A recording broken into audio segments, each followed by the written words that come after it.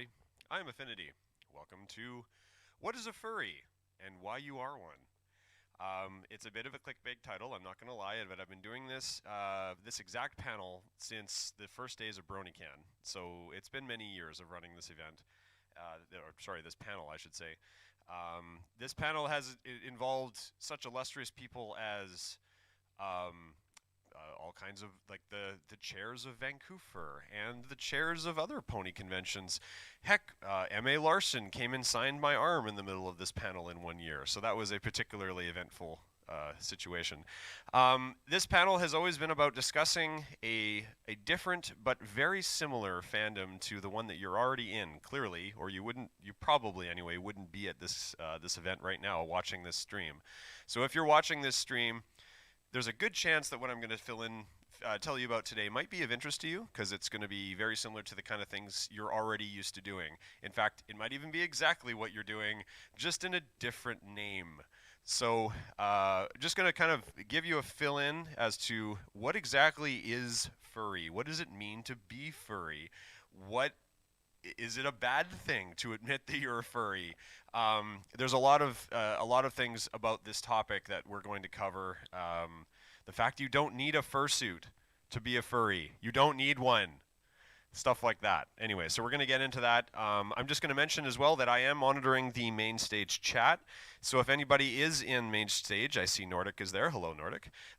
If you have any questions or anything you'd like to pose, or a comment on anything you hear me say, or something you'd like to hear me cover. I've been a furry for 16 years now, plus. 16, 17, I don't know exactly. I don't have an exact date, but we'll just say that. I've been running cons for almost 15 years, and the first con I ran was Halloween, which is a furry con, which was, anyway, that's a story in itself. Actually, why don't we start with that? So, events with furry. So, first thing that I'm constantly saying to people is, what does it mean to be a furry? And part of what I think a lot of people define as being a furry is coming to furry events. That could be anything from a fur meet, as we call them, which is essentially going to someone's house and hanging out and doing, I don't know, somewhat vaguely furry things, although it could just be simply going there and watching YouTube videos. That seems to happen half the time. Whatever, hanging out with people, talking about your character, showing off a costume or not, or talking about artwork or commission you got.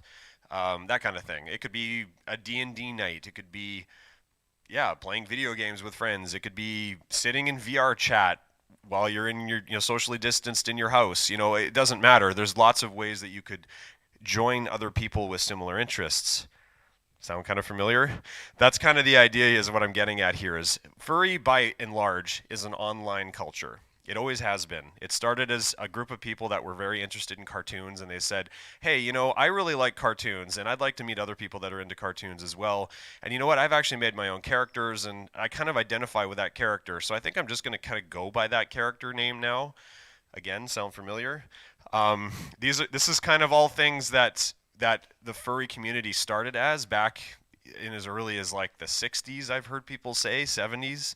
70s more specifically, I think, when Disney really kind of hit the mainstream. That seemed to be where it kind of started. I'm getting a lot of nods from the fellow staffers here. But that's kind of where it started. And as a result, people wanted things to do. So they said, well, what do we do with each other? Like, how do we interact? So they started making events in hotels, like the one we're in right now at the Executive in Richmond. Thank you, Executive, for having us here today. So with that in mind, you just find it a venue. You basically create a venue. You create an idea to bring people together. What kind of a social event can you create with that? Well, you can do panels. You can do costume contests. You can do art contests. You can do a vendor's hall. You can do all the different things that I'm sure you've heard of many times before. And that's kind of what it started with. So furry kind of, you go to a furry convention. What do? You basically do what you do at a Brony convention. If you've never been to one of those, it's all the things I just mentioned. It's panels, it's contests, it's gaming, it's vendor's hall, it's, a fursuit parade. That's unique. And not even every con does that, actually. The one I run doesn't do it, for example. Halloween doesn't do one. But there's lots of very furry specific things. And then there's furry things that kind of propagated into other events, like the Ice Cream Social, which we also do at Vancouver. There's lots of different things that have kind of cross-pollinated, but then we don't do things like a walk-off, which you'll see at anime cons, but not at other cons. There's lots of little things that are, dance competition is a very popular one at furry cons, which is another thing we don't generally do at Brony cons. So there's a lot of things that kind of make furry conventions unique, but yet so very familiar. So a lot of people, they go to a furry con, they look around and they say, well, this just feels familiar. Like it's different people and maybe there's a little bit of a different culture, but otherwise it's the same thing as what I'm used to. So I encourage you, if you're thinking about going, just go. Just go to a furry con. Even if you're just walking into the hotel just to kind of see what the vibe's like, go do it. It's fun. We've got a local one here. We got two local ones here. One called Vancouver, which unfortunately won't be in person this year. It'll be another virtual event like we're doing now, but that doesn't mean that you can't enjoy it just like you're enjoying this one, hopefully. You can still come in and see what it's about, see if there's anybody talking similar topics. I guarantee you someone will be talking about pony. It happens. I've got some of the best pony merch I've ever gotten at furry cons, in fact, because a lot of the artists are the same, believe it or not. Most of the famous Brony artists that you know probably are either also furry artists or started there and have probably gone back at this point. So it's one of those things where it's a lot of the same people, and you're probably even going to run into people you recognize. Everyone remember Dusty Cat? Where do you think he came from? Just saying. And I'm not outing him. He's open about that. So yeah, he was a furry way before he was a Brony. So with that in mind, wow, my watch is exploding. I'm going to turn my watch beeper off. So cons are something you can do. What if you're not comfortable with that? What if you're maybe thinking, that's a little bit extreme for my interest level right now? No problem. There's no requirement to go to conventions to be a furry, or even just enjoy the fandom. Go online, see what you can find. There are endless numbers of YouTube videos and clips and forums and art sites and everything else that you can find. I can just mention a few right now. Most people consider Aphinity.net to be one of the kind of premier sites, although most don't like the interface, but it still is the most popular. You've got Ink Bunny, you've got DeviantArt even. DeviantArt's more general, but those are art sites. You can go on there and see some amazing art, and be careful if you turn the filters off. That's true of every topic, including the one for Brony here, so just be aware of that. But with that in mind, there's some amazing stuff there. There's help me out here. What's the not film fiction, because that's us, that's Brony. What's the one for furry? I forget now. No, for writing. So Furry. Yeah, sofurry.com, I believe. Anyway, So Furry is a writing site, so you can get a lot of, neat writing stuff there. You can, anyway, bottom line is that the topic is so broad, and you'll notice I haven't even mentioned costumes yet. Okay, this is a topic that everyone seems to think you need one of these to be, a furry. And I bet you most of you probably believe that. So if that's true, hey look, it's Rainbow Dash. I'm just looking in the tweet. Nordic just posted a picture of her. So that's pretty cool. Or no, and not the, would I say tweet? I mean the chat. There's Cadence. I'm sorry guys, I wasn't actually paying attention to the chat.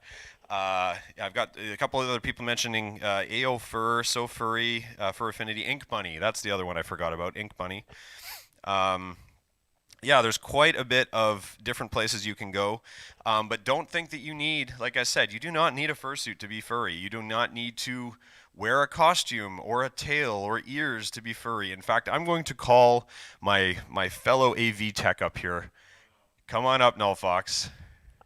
And he's saying, AV's playing with us now.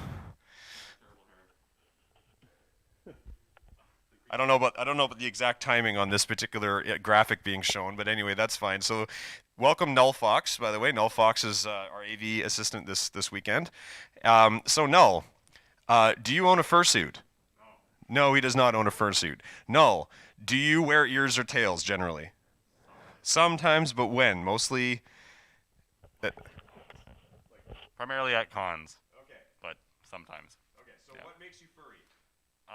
It's more of a culture thing for me, I suppose. Okay. It's very accepting, perhaps. Yeah. Okay. All right. So accepting. That's a good. That's a pretty encompassing thing, I think. Yeah. Okay. All right. So does he look like a furry to you? Okay. Yes, he does. But anyways, I guess the bottom line is that like you couldn't pick Null out on a street and say, "Oh, look at that furry walking by." You just say, "Why is that guy wearing a terrible hat?" But anyways, we give him a lot. Oh, there. Oh, he threw the hat at me. There we go. Um, we give Null a lot of heck about his hat, but that's only because it's a trilby, and my girlfriend is very anti-trilby. So, um, anyways, with that said, you don't have to be any. You don't have to fit a particular a definition or mark to say that's a furry, because it seems like that's what a lot of people like to do. They say, well, you're a furry, you get into fursuit and you do adult terrible things in your fursuit. And I just have to go, okay, so have all you seen is the CSI episode and like Entourage and the Tyra Banks show? Is that your definition of what furry is what they told you? And a lot of people say, well, yeah, that is what I've heard. In fact, I'm quoting Skeptical on this example. He gave this example yesterday on how that's the first thing he does. It's like, have you seen CSI, blah, blah, blah, blah, blah. Okay, forget all of those things. What do you know? And most people are like, well, I guess I know nothing.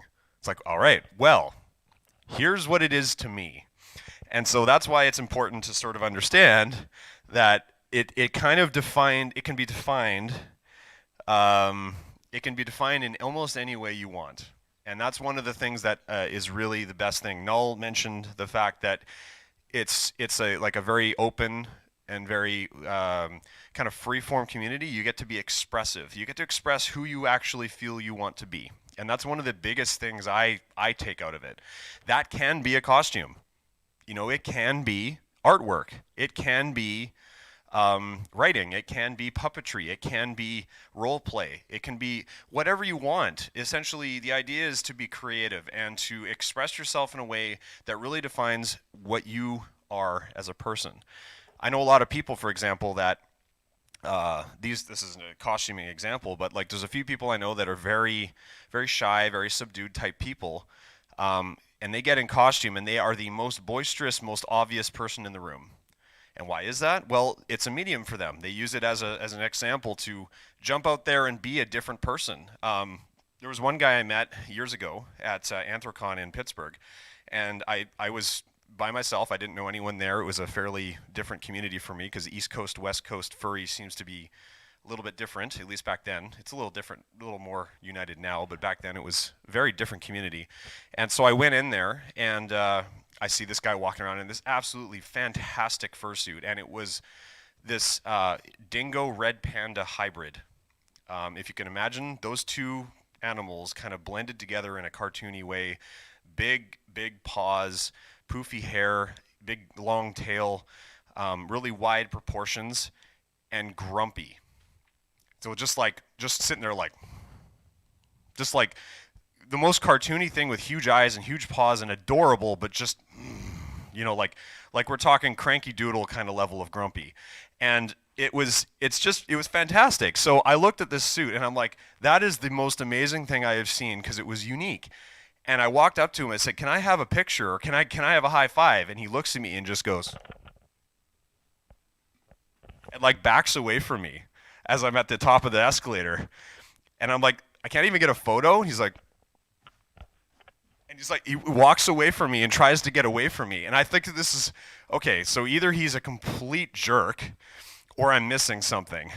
So anyway, I met the guy later because he was in the Headless Lounge, which by the way is like kind of a social space for people that wear costumes. You take your head off, you get some water, you cool off for a while because they're hot. Trust me, we'll get into that in a second.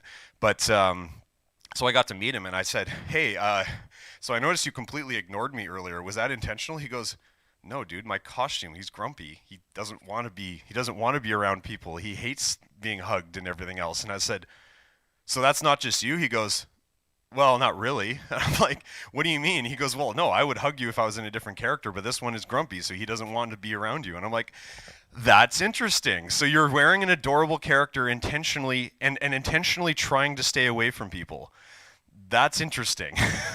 So that's just an example of like being a different, you can be different characters. You don't have to be that happy-go-lucky, yay, I'm going to hug everyone and high-five everyone. It's no, this guy was intentionally snubbing people. Another good example. Okay, so I'll get into the cross-pollination here for a second. So that was just an example of one particular character. This is my character. His name's Ioko. He's named after Ioko Road here in Vancouver for those who are living in the area. And if you don't, it's a fairly well-known road. I didn't know at the time. I thought it was like a really cool, like native people's name, because a lot of the names around here are after the native people, and this was totally not. It's based on Imperial Oil Company, and I found that out later. But I was like, okay, whatever. I've already named him it, and I kind of like it either way. So, yeah, his name's Ioko. He's a husky. I don't have obviously the rest of his suit here, but he's got a lot of neat markings and this kind of thing, and he's got follow me eyes, which is a little hard to see with the lighting here, but the eyes actually do follow you no matter where you're looking.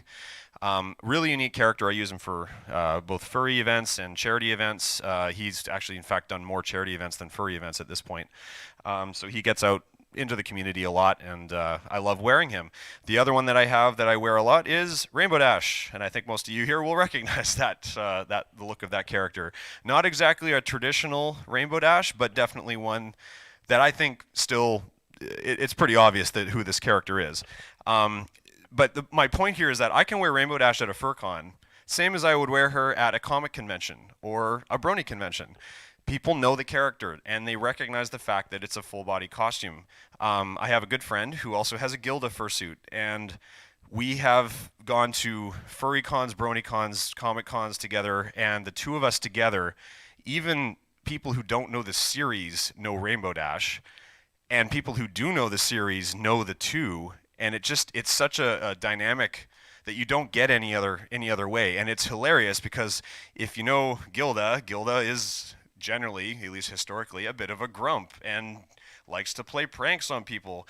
So Gilda used to go around and steal things and like try to get bits from people and like push people around, scare them when it wasn't doing a problem, but scare people like jumping out. And I remember that she did this at Everfree, and I just watched all the kids that were around because there was a lot of kids at Everfree, and he was intentionally scaring them, and they were running away, and they loved it because they're like, this character is exactly what I expected, and they're playing the role. Meanwhile, when I'm Rainbow Dash, I'm trying to keep Gilda from being that jerk. No, Gilda, that was wrong. Don't do that. And pushing her away and saying, no, I'm sorry for my friend, and then having her go around me and creating this sort of interaction. You think, oh, that's really cool. That's a really cool Brony experience. I'm like, well, now you know what a FurCon's like, because you can do it with any character you want. You can make your own character and make it be exactly that dynamic. Maybe you've got a friend who wants to be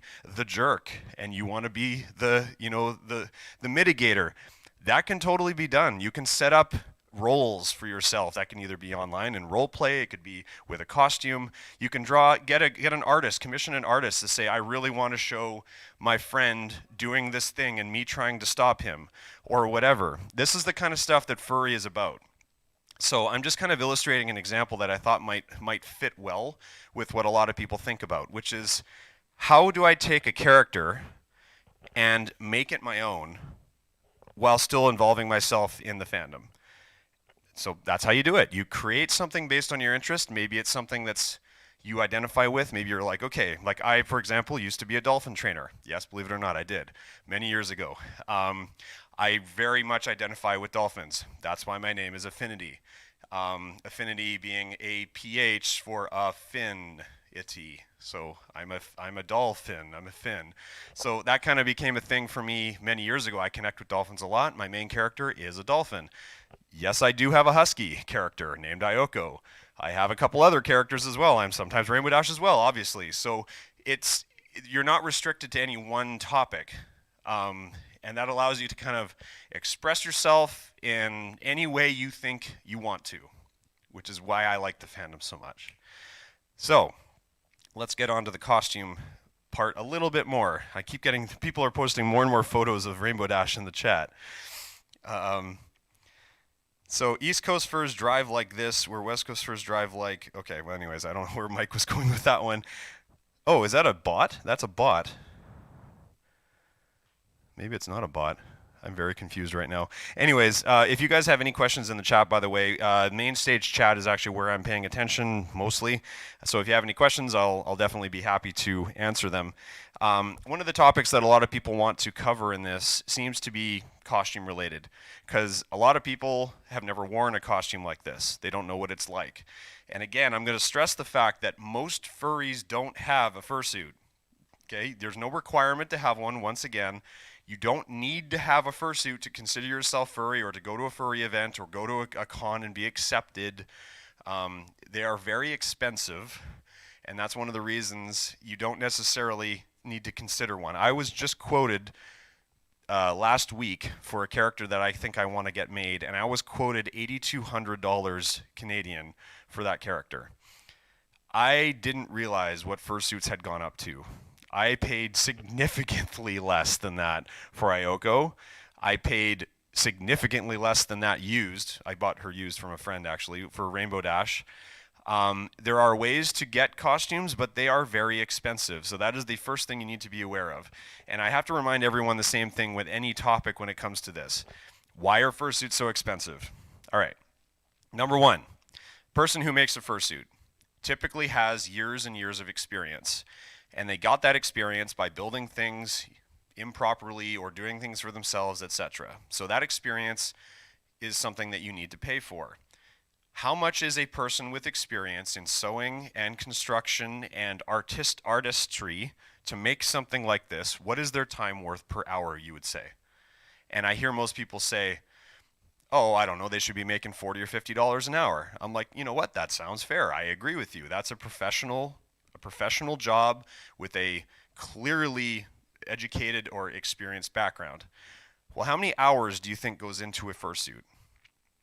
Rough estimate, people have said, oh, I don't know, 10 hours. I'm like, 10 hours? Okay. I think these paws might have been 10 hours. What about the head? What do you think the head is? The head is the highest workmanship ever. Let's give Rainbow Dash an example here. Okay, Rainbow Dash was made by Phoenix Wolf. I did not make her. Phoenix Wolf is a professional fursuit maker. She makes lots of different characters. She made the first telephone. If you don't know the character, she's quite famous. You can see by her head shape, she looks an awful lot like an angel dragon, like telephone, because that's what Phoenix Wolf likes to make, pardon me. So, how many hours do you think went into this? This was manually sculpted. This is made of foam, like, you know, the kind of foam that you have in like a mattress or whatever. It's like a big block, and you have to sculpt it into this. Okay, I can tell you as an example that most fursuit makers that I know spend upwards of 50 hours on a head, at minimum. And I've made one, so I know what it takes to make a head. It is not an easy process. So right there, 50 hours times $50. We're already at $2,500, and you haven't even made a bodysuit yet. And that's just if you're paying them what they're worth. Now you got to pay for materials. Now you got to pay for failure attempts. You got to pay for construction, buying, shipping. You got to pay for all the different things, and that's just the head. And most of the time, a head sells for a lot less than $2,500. Most of the time, not always. Some makers sell about that. It depends on the maker. But that gives you an idea on why fursuits go up to these crazy prices: $4 grand, $5 grand, $6 grand, higher. It just depends on what you're doing. So keep in mind that talented people need to be paid talented wages, and it's not fair to say that someone should work for $10 an hour just because you can't afford a fursuit. There's my PSA for you. Anyways, so with that in mind, do you need a fursuit? No. If you want one, where do you get one? Well, good question. That's probably a whole nother discussion that we could cover in any other way. Just like people, because I also collect custom pony plushies. Similar kind of argument. There's people that make them. They have usually commission queues. My suggestion is if you see someone that you really like the fursuit of and you're like, wow, I really like the look of that costume, find out who made it and then find their website or their DeviantArt or their Fur Affinity page or whatever they have. contact them and see if they have a queue or if you can potentially get on a waiting list for a commission. Just be aware of what it's going to cost, and it's probably going to take a year or more before you're going to see something, and it's going to be significantly more than that for some makers. Ayoko was made by One for All Studios, aka Scribble Fox, and his queue is now sitting somewhere in the neighborhood of 3 to 5 years at this point. Is it's 7 now? Okay, so there you go. Yeah, I'm not surprised. I've been waiting for a long time for my suit, although there's a reason, mixed reasons for that. But either way, I have another suit coming, and it's going to take. It's still taking a while, although I'm told it's getting close. We just have to wait for COVID to die down a bit. Anyways, so if that's the kind of thing you want, now you know kind of what to expect. If you've never worn one of these, this is the kind of thing where I normally would have someone come up and put on the head and talk about visibility and that kind of thing. Obviously, we can't really do that. Everyone in this room, I'm looking at everyone in this room, and I'm pretty sure everyone here has worn a fursuit before. Well, okay, one person hasn't, Shadow. But I'm not going to call him out on this one because COVID and everything else being a thing. I think we'll just leave it. We'll leave it without anyone putting this head on because this is a very tight-fitting unit. It's kind of like putting on a balaclava. It fits around your face and it hugs your face while you have it on. If I can just do this without. Hold on. So, no, you're not gonna be able to see in there. Okay, well, whatever. It's a oh, hey, look, her head is disappearing into the backdrop. Yay, green screen. The big problem with fursuits is visibility. Number one, you're seeing out of these black sections of the eye. So in Ayoko, you actually see out of the entire eye down here, but on Rainbow Dash, the only place you see out of is the dark part of the eye, and the white parts actually are kind of ghosted. So you're seeing through a screen door that's in front of another screen door that's been painted black and spackled with white, and you have light shining on it. So that's kind of what you're dealing with. Your visibility is not fantastic, and it's very claustrophobic feeling for some people. So before you get a fursuit, my recommendation is put one on at least. Ideally, run around in one at maybe a convention or somewhere where you think you can do so safely. Someone's house can work too, fur meet, whatever. Anytime you can do this where we're not in a lockdown. Or maybe you can borrow one for a couple weeks if someone's willing to lend you a spare suit. Some people have spare suits. I don't, but some people do. It's something I'd recommend doing because then you'll know if this is something you can do, because it does take a lot out of you. This is the equivalent of trying to run a marathon in a snowsuit. That is kind of how it feels. You are overheating constantly. You are sweating constantly, even if you don't sweat.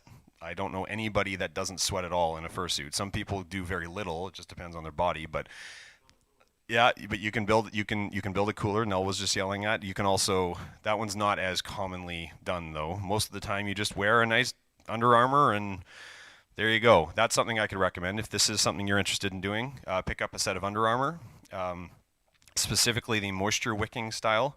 Otherwise, you're going to have a bad day. Do not buy the cotton stuff. That will not go well for you. It should be a polyester, and it's very tight fitting. If you buy that, you can basically borrow anyone's fursuit that has one, and they will feel much more comfortable with you doing so because all of the sweat, for the most part anyway, will stay in your Under Armour and only gets expressed out once you've gone past the point of soaking past that. So it avoids a lot of the sweat that gets on them, so that helps a lot. Yeah, so I won't cover costumes too much, but that is kind of the way I'd recommend getting started if that's the kind of topic you want to get into. But as I said before, that is not something you have to do. It just happens to be my passion in furry. I do love costuming. It is definitely the thing I love doing. I got into character performance very largely because of that. I now have done professional mascot gigs all over the place. I do consistent events throughout the year. It's been very depressing not being able to go out in costume. Trust me, it sucks. I've found my outlet in VR chat now since then, so I get to go in fursuit in VR chat, which is kind of nice. But anyway, it's always been a big thing for me, and it's always been fun. And I just realized I was ignoring the chat all this time, and I apologize if anyone was trying to get my attention. I'm seeing talks about visibility. Yeah, 100 plus hours I'm seeing for a lot of discussions with making them. Yeah, so anyways, we'll keep going with that anyways. So yeah, character performance was a big part for me, and it really made it really took a topic that I really knew nothing about, and it became a passion very quickly because I realized then that I was very much into the idea of being a character. That could be both acting or whatever. Well, it is acting one way or the other. Whether you're doing it with voice or not is a totally different thing. People talk about voice actors, but they don't really mention the acting part of the voice acting. And character performance is just acting. It's just a different medium. So if you're an actor or you think that that's something you want to do, remember you can act in multiple ways. It doesn't necessarily have to be with your voice or on a stage. And this has been an amazing outlet for me. I love it. And I like to think I'm decent at it, at least. I think I make people smile more often than not. Even if they're laughing at me, at least I gave them a laugh, right? And speaking of laughing, something that we get a lot these days as furries is laughter. Because a lot of people say, well, furry is a very cringy thing. It's very unusual, and it's got all these really bad labels with it, and it's an easy thing to make fun of. It's like hitting the broadside of a barn. And I'm not going to lie, you're not wrong. It absolutely is all of those things. But that's part of what makes it so fun. One of the things that I've learned in this fandom and many others, if you can't laugh at yourself, then what are you doing with your life? Because everyone has things that are silly and unusual. The whole point of being in an open and expressive fandom is being open to the idea that you are that unusual person that someone is claiming you are. And just basically saying, like, you're a furry. Yeah, what about it? Well, you dress in fursuits. Yeah, I do all the time. Kids seem to love it. Oh, you're saying that you're all about kids? And I'm like, yeah, like my nephews and nieces and all the kids at the children's hospital I went to last month. Yeah, they really seem to enjoy it. Oh, well, but you're disgusting. Oh, well, I'm sorry you think that way. I don't know. I seem to like what I do a lot. But those kind of conversations, unfortunately, do happen. And it's all too common that people think that that's the only reason, that's the only kind of feedback that they get for being part of a fandom like furry. So a lot of people say, I'm not a furry. I'm a Zootopian, not a furry. I am into anime cat girls, but I do not like furry, no. I like My Little Pony, but I'm not a furry. I'm aware, but I'm not a furry. There is the where community. It's a different community. Now, I am not at all putting down any of those communities for their uniqueness from furry. What I am saying is that it seems as though people want to intentionally separate themselves from furry as if it's some kind of a demon spawn to stay away from. And that's the part that I take issue with. Because to me, what is furry? We'll go back to that in a second. We'll go back to that for a second here. What is it? Well, very simply put, furry is a place to express your interest in anthropomorphic animals. Bottom line. Whether you consider yourself a furry or not, you don't have to be a furry to enjoy furry. I mean, let's be honest here. Watching a talking pony, a talking horse, walk around and do human things and speak like a human, think like a human, in every way that we categorize a human's behavior, with a few exceptions, that is about as furry as you could possibly get, and that's the fandom we're all sitting here enjoying right now. So, with that in mind, making your own character based around it, that's the line I draw. I say, okay, if you have made an OC character, to me, you're a furry. And the reason I say that is because furry is specifically an interest in anthropomorphic animals to the point, in my opinion, where you've made a character based around it. So now you've actually made a personal connection, so much so that you identify as a part of your interest. So that to me is exactly what furry is all about. So why does that have to be such a bad thing? Why do we have to sit here and go, that is the worst thing ever and you're a terrible human being? It's like, well, I'm not a human being, I'm a dolphin, so get over it.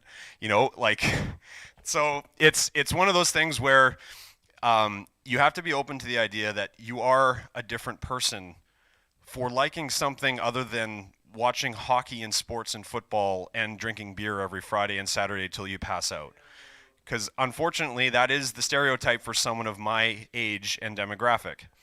I apparently am supposed to go to pubs and do nothing but that all day, and I'm supposed to talk about how much I need to get away from my woman and all these other things, and that is what the Canadian stereotypical white cis male is supposed to be doing in my age and my demographic. Whereas I sit at home in a given day and talk with friends online. I go out and run around in a rainbow dash, rainbow pony costume or a husky with friends and go to charity events and help run conventions and get artwork and fly drones and whatever else I do. I am a very counterculture type person, but I don't pretend I'm not. Doesn't mean I can't fit in with the group that isn't, but it means that when I am identifying myself, I have no problem saying that, hey, I am not the stereotype. Okay, I am not that person on the postcard. I am not the normal setting on the washing machine. Okay, I am the spin cycle. I am the weird one. Okay, so that's the analogy where you have to be open to the idea that being different is actually a celebrated part of being a unique person. And being an interesting person, because I can tell you that all the people I mentioned to start, watching sports and drinking beer is not going to win you any kind of accolades from people, other than all the other people doing the exact same thing as you. Well, all I can tell you is that I have felt more open and more expressed in terms of who I am since I joined the furry fandom than I have in my life.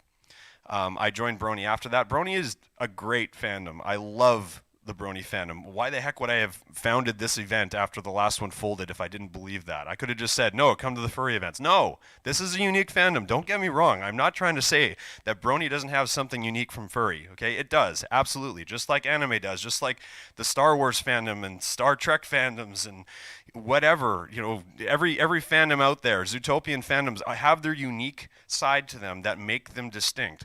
That doesn't mean that they aren't what they are. What I am saying is you can have that distinction while still being part of a bigger group.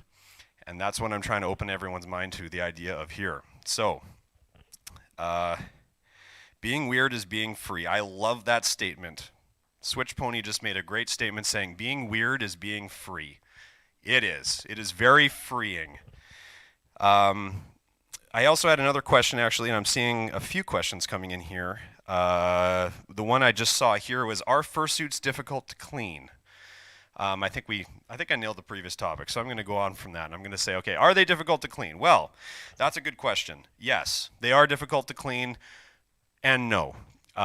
Cleaning the head is difficult because you can't really soak this in water very well, or you're going to damage the foam on the inside, because a lot of the time the foam is made of a biodegradable latex foam, unfortunately, because a lot of makers use that. This one is, for example. That means that if it gets too much water in it, it will not only trap the water, but it will actually create mold and organics inside of there and destroy it very quickly. So when you're wearing it, generally that's not a problem, but if you're going to soak it in water, it will be. So you have to surface wash the head. That means that most of the time the head is, strangely enough, the dirtiest part on the fursuit, because your bodysuit, if you have one, some people just have a head and tail and paws and so forth. That's fine. You can do that. It's called a partial, by the way. If you have a partial, that's easy. You just wear clothes and wash your clothes like you do anything else. If you don't have a partial and you're like me and generally wear a full body costume, the full body part of it can actually be thrown in the washing machine most of the time. Rainbow Dash is a bit trickier because she has big padded hooves, which if you saw those photos earlier, those ones are more difficult to clean because I have to actually remove the foam portions of the costume before I can put it in the washing machine. So I have to unpin her hooves and take the inserts out, but it's not the end of the world. And the tail is padded like a plushie, or not padded, sorry, stuffed with polyfill. That one goes through the wash without any problems. I haven't had any issues with that. So I can turn the suit inside out, put it in the washing machine on gentle cycle, ideally on one that doesn't have a center diffuser, which I used to have. I don't anymore. I miss that machine. But anyways, put it in there, put it on gentle, for sure on gentle, with a very mild detergent or a limited amount of detergent because you don't need much, and that will strip away all the oils and salts that your body has expressed on it. And generally speaking, works fine. You pull it out of the wash as soon as it's finished its spin cycle. Turn it the right way out immediately and brush it. And I mean brush it right away, like while it's wet. What that will do is that while it's drying, then the furs will actually dry straight, and you end up with a costume that looks quite nice most of the time. You will absolutely pull fur out of it. That is one thing that people always get like, oh, I can't brush my suit, it'll pull fur out. I'm like, yeah, it will. And it's all the fur that's all clumped together and looks like garbage anyway. So don't be worried about doing that because you're only pulling the bad stuff out, mostly. You just have to be gentle about it. But anyways, that's how you clean them. So it's not too difficult.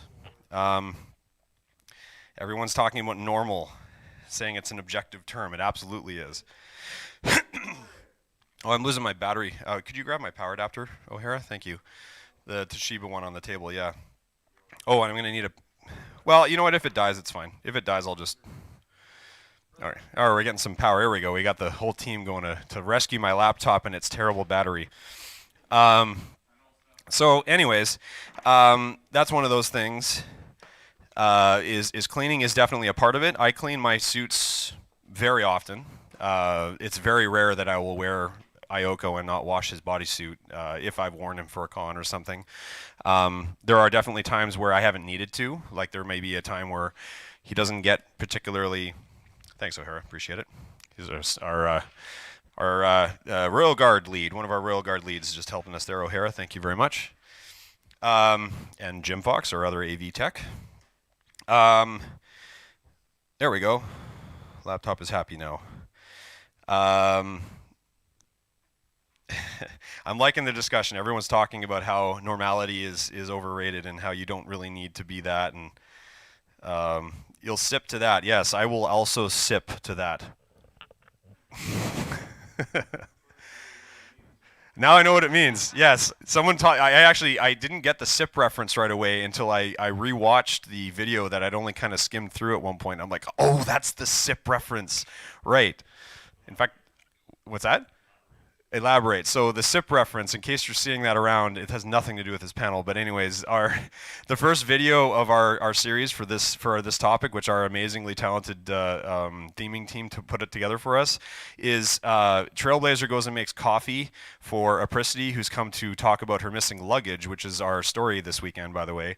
And Trailblazer goes to make coffee and then just starts drinking it himself, and he just goes, sip? Yeah, you're right. I'm glad I made coffee. And Aphinity yells at him going, or Sunny yells at Trailblazer saying, that's for the guests. And he says, oh, well, that makes more sense. Just keeps drinking, sip. So that's the sip reference in case you're wondering what's going on with that. Hey, look at that amazing image that someone drew. Shadow, that is the most fantastic thing ever. Thank you. Sunny sips. Yeah. So all right. So I've covered kind of what furry is. I've covered what you can do as a furry. I covered fursuits. Artwork is. I'm not an expert in artwork. I already mentioned that there's a number of furry artists that actually cross-pollinate with Brony. I guarantee you that some of the amazingly talented vendors, which by the way, go to the vendors hall and go spend some money. They're guaranteed to be in both fandoms. I know at least a few of them that I know are, only because I see them at other conventions as well. But yeah, there's SIP. There we go. There's Redmond's pushing the SIP icon, which by the way you can buy in our con store. We have a sticker that we posted today that we are selling in the con store right now, and it's included with every purchase from the con store as well. So go buy a t-shirt, you get a free SIP sticker. Hey, I'm the chair, guys. I get to promote occasionally here when I'm on stage. All right, so I'm going to open this up a little bit. Plushie of furry OCs I'm seeing from Redmond. Yeah, there is definitely people who make plushies, just like they make fursuits, although for whatever reason, it's not commonly done, and I don't know why that is. I'm still waiting for someone to realize that there's a huge market for that, and I know at least Remy Plushies, which is in our vendor hall today, has been looking at this option to make people their own custom character plushies, but just like a fursuit, it's going to be expensive because you're talking a one-off, and it's going to be a very manual process to make that character. It absolutely exists, though. I've seen it before many times. I mean, just name the number of people that have an OC plushie in the Brony fandom. That's a good example. That's something that, for whatever reason, in furry hasn't taken off, at least not yet. But it will. I'm sure it will. If you have any questions, oh, there you go. Someone's suggesting if you're done with your fursuit, you can always stuff it and use it as a plushie. I know someone that used to do that, in fact. They used to, when they weren't using their fursuit, they had pillows that they had made that they fit into the legs and the arms and the body, and he attached the head with, and the paws and everything with what do you call it, pins, safety pins, and that would be his plushie, and it was like a body-sized, life-size plushie. And it's like, you know, hey, all the more power to you if that's the kind of thing you like. So that's an option. If anyone does have any questions about this particular topic, any comments, any stories, I will be happy to share it. I'm looking at the main stage chat, and that's in our Discord. So if you haven't joined our Discord yet, you should really be in there. Join our Discord. It's on the link on our main webpage, which is vancouver.ca. Click on the Discord link. You don't need an app or anything like that. It can run in your web browser. Go in there and type in a question in main stage. I would be happy to answer or talk about any topics you want to cover. Met my suit maker at this hotel who also lives here. There you go. Yes, you did, O'Hara. Literally 10 feet outside this door here. Yeah. Yeah, so there you go. There are. That's another good reason, by the way, to come to furry events. You meet all kinds of interesting people. I've met people from all walks of life and made lifelong contacts by going to some furry conventions. Just meeting different people, the kind of people that are open enough to be willing to be accepted in a different alternate community can be a really opening thing. You'll meet some incredibly creative people, because typically if you're a creative person, you already know you're different, and being able to stand out in a creative circle of other creative people is a very fulfilling thing for a lot of people. So you'll find that at a FurCon, in particular if you're an artist or you have any art inclinings at all, you go to a FurryCon, I don't know how to call it, but the artist jams, a lot of the times they call it that, they will extend past the convention by a significant margin. In fact, you almost always find the artists gathering wherever they can to just sit around and draw stuff together. And anyone who's been to a FurCon knows exactly what I'm talking about. There will be just a sea of artists just kind of just drawing whatever. Yeah, so Nose is saying that the last VF, there was artists just all the way through the hallway. They were just everywhere because at the time there was no specific spot for them to go. The room had closed or whatever happened. There's a lot of cons that actually have just an art room that just is always an art room. Halloween, for example, we have a room that we call the hangout space, which doubles as an artist alley, if you will. Or not an artist alley, that's the wrong word, but an art jam area. A bunch of round tables, people sit around, draw, they play games, whatever. So yeah. I'm seeing some comments on 18 plus. What are we talking about here? Oh, SIP trunking. That's a totally different discussion, and you have to be an IT nerd like me to understand what that means. Yeah, that's a telephony type discussion, but anyways, we're not going to get into that. Yeah, O'Hara's just saying that being a furry and a brony introduced me to a community, a huge community that accepted me for who I am, just outright gave me a family for the first time ever. See, that is not uncommon. I have heard that a number of times, O'Hara. I appreciate you sharing. That is something that happens a lot where people feel disconnected from the people around them. They want a group to really kind of, that will be willing to accept their differences from the rest of society. And I really honestly think furry is one of the best in the world for that. I'm not going to say that it doesn't have its problems with lack of acceptance occasionally. That definitely does happen. But it's like any large community, you're going to get good and you're going to get bad. And I would say very largely, the furry community is incredibly accepting of pretty well everything. And also quite often the first to condone the really bad, or not condone, to not dismiss, I'm looking for the right word here, to strike down the really negative people. Very, very often, and I applaud that because I myself have been caught in some bad situations with people that I didn't realize were as bad as they were, and it took being called out on that to realize that wow, I really was blind to the fact that there are bad people out there, and sometimes being open to the idea that there are bad people means you're not only seeing the good, but you're also seeing the bad, and it's important to see that too, because unfortunately we do have some bad people in this world. So, but being yourself is huge, and being who you really are and being true to yourself will always mean that you will be the happiest you can be, at least in my experience. So that's one of the reasons I like it so much. Vanilla's giving some discussions about called tech bombing, where you find a word that's related to a tech item, and okay, we'll just leave that alone. Shadow says, we remember every pony we love and tolerate. If we don't like furry, you're not a true brony. Oh, wow, that's almost like a Christian statement right there. It's like God says loves everyone. Well, Celestia says we love everyone too, and love and tolerate. It's like, well, yeah, that's true. I really hope that people aren't still fostering this whole anti-furry thing in the brony community. I know that there's a number of people who don't like it, and that's fair. I'm not going to tell you you need to like something. I just hope that you understand that what you dislike might not actually be furry. It might be something specific that you've seen that happened to be categorized as furry by some people. And I think it's important to understand that there is no one definition for this fandom. You cannot say that a furry is a fursuiter. You cannot say a furry is an artist. You cannot say that a furry is a sexually explicit person. That does happen, of course, but it doesn't mean that that defines the fandom.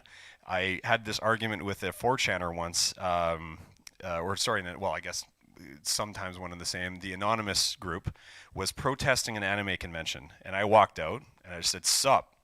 He's like, "Sup with you? Not much." And I'm like, "I don't know, just wondering why this." That was at an anime convention at the time I was, and I said, "I just don't really, I don't know what this convention's about. It's very different than what I'm used to." And this guy's wearing the Guy Fawkes, wearing the Guy Fawkes mask along with everyone else, and they got signs and they're protesting the convention because it's unusual. And so I thought, this is just too perfect. I have to go see what he says. So anyway, so I walk up and I said, "It's just different than what I'm used to." He says, "Well, what are you used to?" I said, "Well, I'm a furry." And he just goes like this. He starts backing away. All of them do. I was like, "Oh, better back up. That's totally changed who I am now." And he says, "Well, yeah." And I'm like, "All right, why?" He says, "Well, you yiff." And I said, "Oh, you mean I have sex with my girlfriend?" "Yeah, I do that occasionally. Is that a problem?" And he says, "Well, no, that's all right, but like you," I'm like, "Okay, well then what is it?" He says, "Well, you get in like costumes and do that." And I'm like, "Well, some people do. I don't, but it's not really my thing." He says, "Well, but it's just weird, man. It's a weird, why would you associate with that?" And I said, "'Cause it's fun. I don't know. What are you doing here in a freaking Guy Fawkes mask in front of an anime convention?" He says, "Well, this is just deviant and strange. That's why we're sitting here." I said, "Well, then what are you doing here?" He said, "Well, we're protesting it." I said, "Well, that doesn't sound all that different than what I do. You're just doing different things for different reasons." And he says, "Yeah, but it's just, what you do is just completely out of the ordinary." And I said, "All right, well, what I do is I run around in a costume, I make people smile. You see that costume over there?" And there was a person walking by, a good friend of mine, his name's Ceres, by the way, who has a suit that looks similar to this because he's made by the same maker, but he's a wolf. And so he's a really good looking suit. And I pointed him out. I said, "See that guy over there?" He's like, "Yeah." I'm like, my costume looks actually very similar to his. And he's like, "Wow, that's actually a really cool looking costume. Where'd you get that?" And I'm like, "Well, that's just it. They're custom made for us." He goes, "Wow, okay." And I'm like, and so we run around and he says, well, what about all these weirdos on the internet?" And I said, "Okay, well, are you telling me that in your group of people there aren't weirdos too?" He's like, "Oh yeah, man, you have no idea. It's ridiculous." And I said, "Okay, so can you accept that maybe there's some weird furries out there that it gets the spotlight all the time because they're the ones going, 'Hey, film me in front of the camera.'" And it's like, oh, that actually makes a lot of sense. And I'm like, well, that's what we deal with, so welcome to our world, you know? Anyway, it's been nice talking to you. And he's like, "Yeah, you know what? You've changed my opinion of furry." I'm like, "Cool, have a good one." And I walked away. And there was more than a few people that were also nodding with him. And I'm like, all right, win, you know? Because sometimes it takes just giving people perspective before they understand what it is. I should mention that this happens almost every day in VR chat too. If you're in VR chat and you go into a furry server, you have nothing but people coming in, usually 12-year-olds, coming in looking for something to make fun of, and they realize that furry is, something that they're allowed to make fun of. So they run in there and they're like, "You're a furry, you're weird, and why would you do that?" And they always come in, they always say, "I have a question for you. How do I tell my dad that I really like animals in a bad way?" Or some stupid question like that. And you're just looking at them like, do your parents know what they bought your VR headset to do? Like, do they know that you're spending all this time doing this instead of, actually being productive with your life? I hope they're proud, but it just seems to be such a common thing where people are like, "Oh, furry's weird. I'm going to come and make fun of these people." Brony, if you're a Brony, and I hope you are if you're watching this, you know exactly what I'm talking about with that too. Funny enough, I've had a harder time admitting I'm Brony than I ever have admitting I'm furry. And that's a weird thing to say because, like, My Little Pony's known quite well. But that's the other thing that I like to say about this is like, okay, so if you know what furry is, or if you know what Brony is, what is furry? And if someone says, "Oh, it's this thing that's really weird and it's this counterculture that's got a lot of adult side to it," well, that's just something they heard. It isn't something they know. So you can quickly refute that and say, "No, that's not what it is. Here's what it is." Whereas My Little Pony is a little kids show, and no matter what you say to them, they're always going to see My Little Pony as a kids show for little girls, and you're an adult male watching My Little Pony. That's a harder one to fight, to me. But it's also accepted. So now you can understand why admitting that you're furry might not be the hardest thing to explain to people, or even to admit to yourself. And I think I'm going to end on that note. So anyways, with that said, thank you everyone for coming. I hope you enjoyed this. My name's Aphinity, and I really appreciate you coming here. If you have any more questions, I'll be hanging out in the main stage chat. Feel free to just @Aphinity or anything like that if you want to get my attention. I'm a little busy these days, but you're welcome to do that. I am also on Twitter, which is Dolphin Affinity. You can find me on most other places. Telegram is @Aphinity. I'm also on Discord at Aphinity8167. So add me, talk to me. I'm always happy to talk to you. Thanks for joining us, and we'll see you later. Have a good one.